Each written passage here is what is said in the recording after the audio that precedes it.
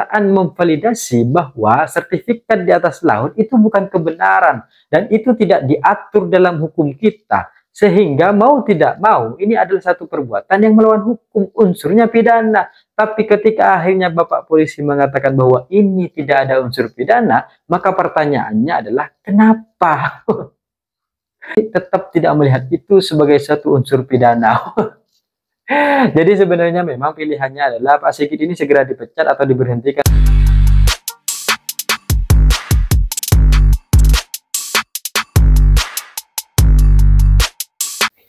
Hai korban ghosting.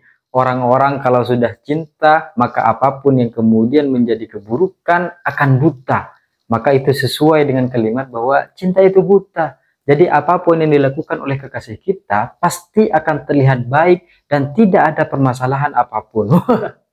Meskipun sebenarnya itu adalah di luar batas normal atau wajar dilakukan oleh seseorang kepada kita gitu. Kalau kekasih kita mukul kepada kita, kita anggap bahwa itu adalah sentuhan kasih sayang. Tapi berbeda lagi kalau akhirnya temennya yang mukul kepada kita. Wah, ini jadi urusan besar ini gitu. Dan hal ini sama dengan apa yang kemudian sedang terjadi di negara kita. Akhir-akhir ini kita ramai dengan berbagai macam persoalan pagar laut yang sampai hari ini tidak tahu bagaimana kepastiannya. Dan sampai hari ini juga polisi, aparatur kepolisian belum menetapkan ini sebagai kasus pidana. Karena di dalamnya itu tidak ada unsur-unsur pidananya.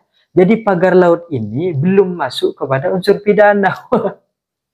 Kalau dulu pernah ada kalimat agar kemudian dilaporkan terlebih dahulu atas berbagai macam peristiwa-peristiwa yang ada, maka kemudian itu bisa diproses. Sekarang polisi melihat tidak ada unsur pidana. Kalau dulu, ibaratkan kita sudah melihat satu peristiwa kejadian, orang lagi maling di rumah orang, atau orang lagi membakar rumah kekasih kita misalnya, dan polisi ada di situ, tapi dia tidak melakukan tindakan apa-apa. Dia malah bilang kepada korbannya, silahkan laporkan dulu. Sekarang, kita melihat bagaimana kemudian polisi tidak melihat unsur pidana di dalamnya. Karena dari berbagai macam penyelidikan yang ada, polisi melihat ini tidak ada unsur pidananya. Dan selama ini pihak kepolisian itu hanya menyelidiki apa-apa yang ada di lapangan. Ada tindak pidana atau enggak ada. Hanya karena sekarang sudah diambil alih oleh Kementerian KKP, maka akhirnya pihak kepolisian hanya menunggu saja. Ini kan jadi lagu gitu. Menunggu sesuatu yang sangat menyebalkan bagiku ya. Karena sebel gitu. Melihat berbagai macam ketidakpastian hukum dan penegakan aturan yang kemudian ada di republik kita. Bagaimana mungkin pagar yang kemudian diberikan di laut itu tidak masuk dalam unsur pidana? Kok bisa gitu? Apakah kemudian orang-orang yang melakukan pagaran itu, pemberian pagar-pagar itu bukan manusia, sehingga dia tidak bisa dipidanakan? Atau jangan-jangan memang di negara kita diperbolehkan untuk kemudian mengeluarkan sertifikat kepada laut-laut yang ada di Indonesia? Jadi laut ini sebenarnya boleh dijadikan hak milik atau diberikan hak guna bangun usaha. Hak guna bangunan gitu, boleh diberikan. Sehingga ini tidak bisa dikategorikan sebagai unsur pidana yang akhirnya melawan berbagai macam aturan-aturan hukum yang ada. Karena setahu saya, hal yang kemudian paling sederhana agar kemudian sebagai satu peristiwa itu masuk dalam unsur pidana adalah ketika satu, berbagai macam peristiwa ini dilakukan oleh manusia. Yang kedua, perbuatan-perbuatan di dalamnya itu melawan hukum. Sehingga ini bisa disebut sebagai unsur pidana. Ini salah satu dua saja yang kemudian saya sebutkan sepengetahuan saya. Sehingga kalau akhirnya Bapak polisi ini tidak melihat bagaimana kemudian unsur-unsur pidana ini terjadi dalam proses pemagaran laut di Tangerang ini, maka pertanyaannya adalah mungkin yang bangun pagar-pagar laut ini adalah lumba-lumba atau paus-paus yang kemudian ada di laut-laut itu. Jadi ini adalah gotong royong hewan laut untuk kemudian memagari berbagai macam laut-lautnya. Seolah-olah mereka sedang membangun sebuah negara seperti Aquaman. Sehingga ini diberikan gitu batas teritorial yang kemudian tidak boleh dilalui oleh nelayan-nelayan. Karena kalau nelayan masuk ke sana berarti ini dah ancaman. Tapi repotnya adalah di satu sisi kita sudah mengerti dan semuanya sudah mendengarkan apa yang disampaikan oleh Bapak Nusron Wahid bahwa semua sertifikat-sertifikat hak milik atau hak guna bangunan itu sudah dibatalkan, sudah ditarik kembali, dan ini tidak sah gitu kan. Ini kan berarti ada satu tindakan yang kemudian melawan hukum. Satu pernyataan memvalidasi bahwa sertifikat di atas laut itu bukan kebenaran dan itu tidak diatur dalam hukum kita. Sehingga mau tidak mau ini adalah satu perbuatan yang melawan hukum, unsurnya pidana. Tapi ketika akhirnya Bapak polisi mengatakan bahwa ini tidak ada unsur pidana, maka pertanyaannya adalah kenapa?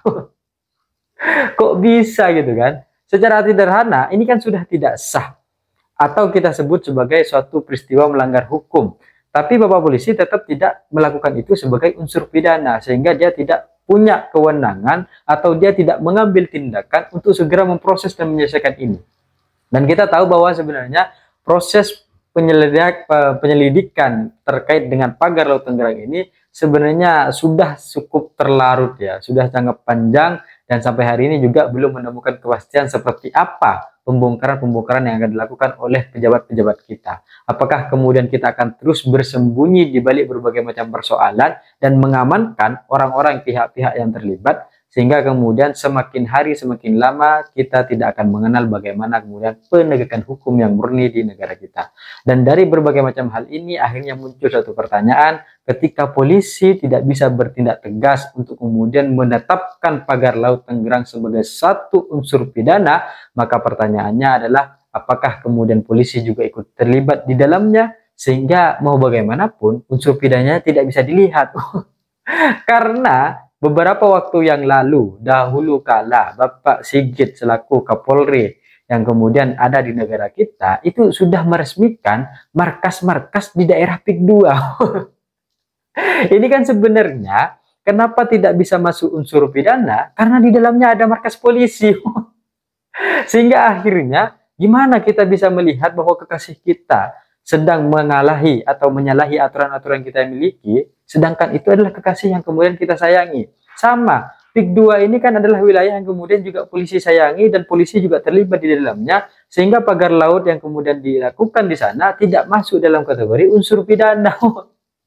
Dan kita tahu bahwa mau bagaimanapun fakta-fakta itu ada di depan mata kita, saat kita tidak bisa melihat itu dan saat kita memilih untuk tidak mencari tahu lebih dalam tentang itu, maka semua itu tidak akan pernah terlihat. Jadi kalau ada cerita bahwa dahulu kala orang yang kemudian berjalan ke Mekah dan dia mencari berbagai macam maksiat dan menemukan, tapi ketika dia berjalan ke area-area daerah barat Eropa dan sebagainya, kemudian dia mencari orang-orang yang beribadah dan dia juga menemukan sampai dia tidak menemukan orang-orang maksiat di sana. Pada akhirnya kan sebenarnya tinggal satu, bahwa mereka mencari apa yang kemudian ingin dilakukan, bahwa mereka mencari apa yang seharusnya mereka lakukan. Kalau pihak kepolisian akhirnya menemukan unsur pidana atau tidak menemukan unsur pidana, maka sedari awal memang pihak kepolisian tidak mau mencari itu. Karena kita tahu gitu, waktu proses pembongkaran pagar laut terjadi, semua polisi melihat kejadian itu. Dan instruksi presiden juga sudah jelas gitu. Berarti kan ada satu pelanggaran hukum yang terjadi. Ada satu peristiwa yang kemudian ini tidak taat terhadap aturan dan melawan perbuatan-perbuatan yang sudah diatur dalam hukum. Tapi polisi tetap tidak melihat itu sebagai satu unsur pidana. Jadi sebenarnya memang pilihannya adalah Pak Sigit ini segera dipecat atau diberhentikan sebagai Kapolri agar kemudian ada rasa yang fresh, bukan kenangan-kenangan masa lalu yang akhirnya bahkan hal-hal begini saja tidak bisa diselesaikan. Ini kalau sekedar Laut Tenggerang saja belum selesai, bagaimana kemudian laut-laut di negara yang lain? Bagaimana kemudian laut-laut di wilayah-wilayah yang lain? Apakah kemudian juga akan dibiarkan dan diberikan kepada perorangan? Kecuali memang aturan yang kemudian ada di Indonesia adalah aturan yang memperbolehkan bahwa laut-laut itu bisa dibagi dan boleh diberikan sertifikatnya atas hak milik atau hak guna bangunan. Sehingga siapapun boleh memiliki sertifikat itu asalkan mengajukan kepada pemerintah. Dan kolusi-kolusi, nepotisme-nepotisme yang kemudian ada dalam proses pagar Laut Tenggerang inilah yang kemudian harus dibongkar oleh pihak aparatur kepolisian. Karena kalau tidak demikian, maka pada akhirnya sebenarnya pihak kepolisian hanya menjadi babu bagi kepentingan-kepentingan elit atau kepentingan-kepentingan orang-orang tertentu. Dan jangan pernah lupa bahwa dulu Pak Sigitlah yang mengesahkan atau meresmikan markas besar polisi di PIK 2 tersebut. Sehingga kalau hari ini tidak ada unsur pidana yang disampaikan oleh Mabes Polri, maka hal itu menjadi wajar. Oleh Polda Metro Jaya, maka hal itu menjadi wajar. Karena selama ini memang mereka semua sudah tahu, tapi pilihannya adalah tidak mau membongkar. Kalau begitu, pihak kepolisiannya lah yang kemudian harus dibongkar dan direshuffle secara besar-besaran. Maka pecat saja Pak Sigit ini sehingga akhirnya nanti terjadi kepemimpinan yang baru, nuansa yang baru, harapan-harapan baru, meskipun kita tidak sepenuhnya bisa percaya bahwa ke depan akan lebih baik, tapi rasa optimis itu perlu kita berikan bahwa bangsa ini akan terus menjadi lebih baik. Saya pikir itu cita-cita saya ingin seperti Gibran, tapi saya sadar diri dan sadar posisi. See you, kawan ghosting.